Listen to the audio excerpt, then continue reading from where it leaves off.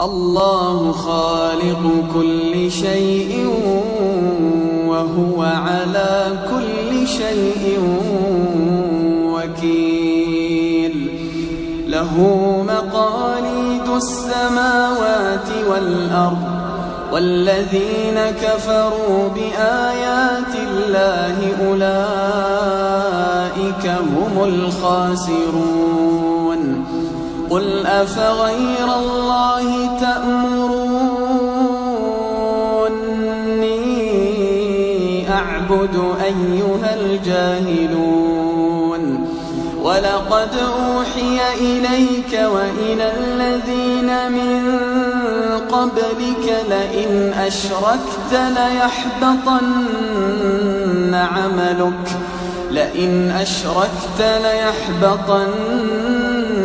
عملك ولتكونن من الخاسرين. بل الله فاعبد وكن من الشاكرين. وما قدر الله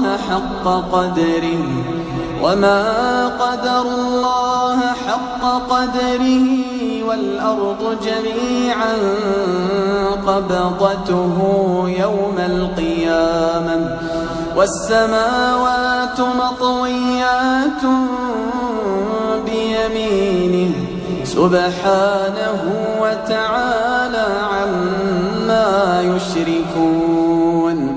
ونفخ في الصور فصعق من في السماوات ومن في الأرض إلا من شاء الله ثم نفخ فيه أخرى فإذا هم قيام ينظرون. وأشرقت الأرض بنور ربها ووضع الكتاب وجيء بالنبيين والشهداء وقضي بينهم بالحق وهم لا يظلمون. ووفيت كل نفس ما عملت وهو أعلم بما يفعلون.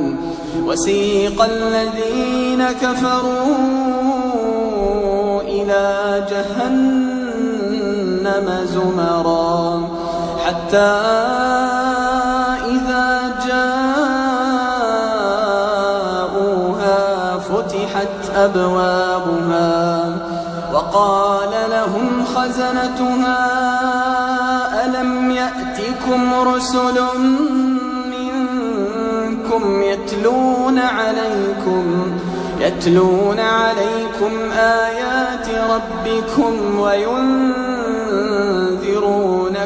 لقاء يومكم هذا؟ قالوا بلى ولكن حقت كلمة العذاب على الكافرين.